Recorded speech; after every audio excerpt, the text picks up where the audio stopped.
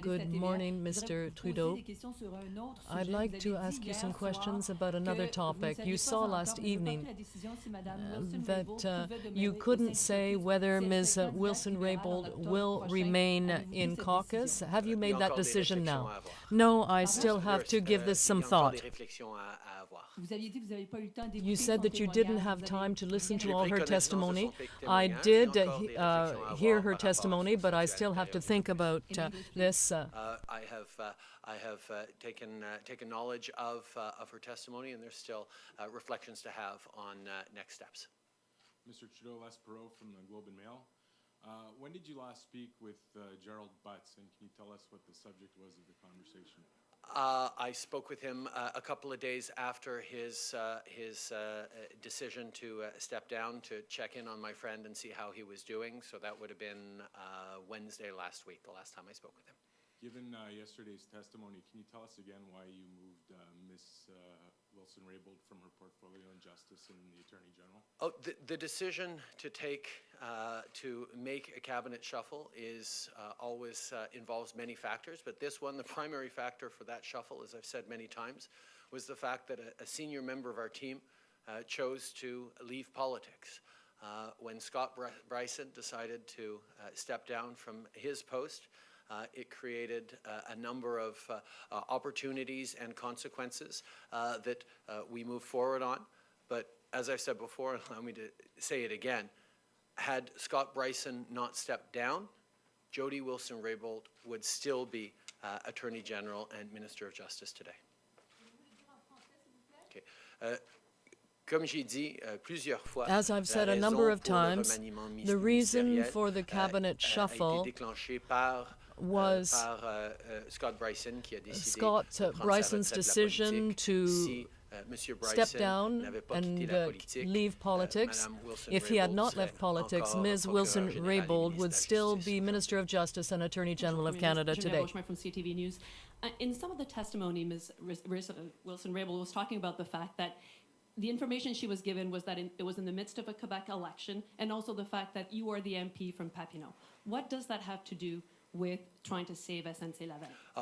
There were many and broad conversations about the importance of defending jobs, not just in Quebec, but right across the country. From Corner Brook, Newfoundland, to Port Elgin, Ontario, to Grand Prairie, Alberta. These are good jobs, and pensioners and people who rely on the kind of work that is being done in Canada and around the world. And my job as Prime Minister is always to stand up for good jobs, to invest in good jobs, to create great opportunities and jobs for the future, like we're doing right here at the Canadian Space Agency. Our focus is always going to be on making sure that Canadians and workers are protected, and we're going to do it always, and we have done it always, in ways that protect the integrity of our institutions and the independence of our justice system. Did SNC say they would leave? Did they threaten to actually move?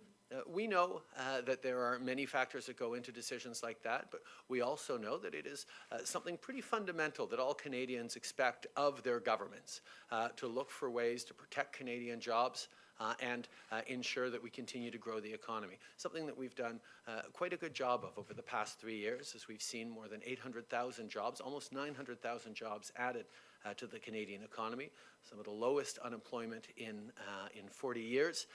And indeed, as we saw from a StatsCan report just a couple of days ago, we've seen 825,000 Canadians lifted out of poverty in the first years of this mandate, because we focused on the middle class and those working hard to join it.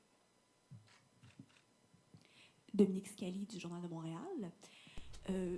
Hier, Madame Yesterday, Ms. Wilson-Raybould mentioned veiled threats. Est-ce que c'est vous qui avez menti dans les dernières semaines, ou est-ce que c'est elle qui mentait hier? Were you lying in recent weeks, or was she lying yesterday? Well, as I said many times, myself and the members of my team have always acted appropriately and in a professional manner. So I totally disagree with the former Attorney General's characterization of what occurred in her testimony. We have always and will always defend and protect jobs in Canada. But we will also always do that, respecting the norms in place.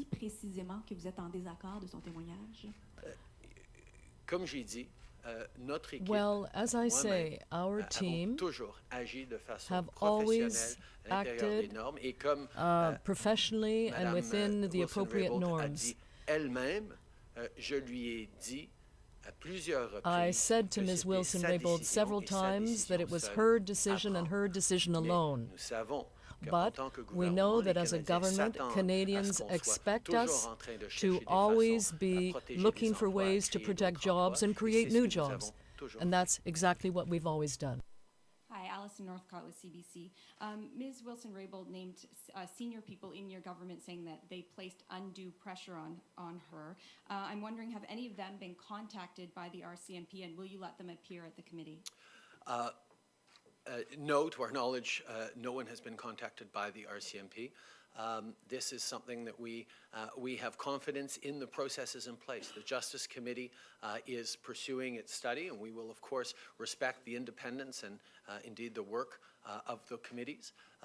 And we will also look very closely and participate fully in the Ethics Commissioner's investigation into this.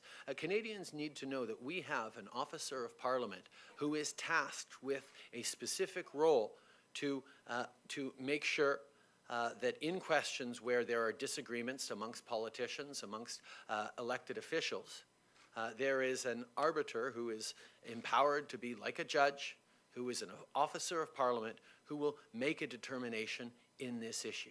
So while political parties and various people are making or trying to draw a lot of attention to this issue, there is a process, both at the Justice Committee and indeed at the Ethics Commissioner, that will make a determination on what actually happened here. So Canadians can be reassured that our institutions continue to function, that our governments function in accordance with the rule of law, and that we continue to stay focused on the things that really matter to Canadians. En français, s'il vous plaît. I have full confidence in the process going forward at the Justice Committee and with the Ethics Commissioner.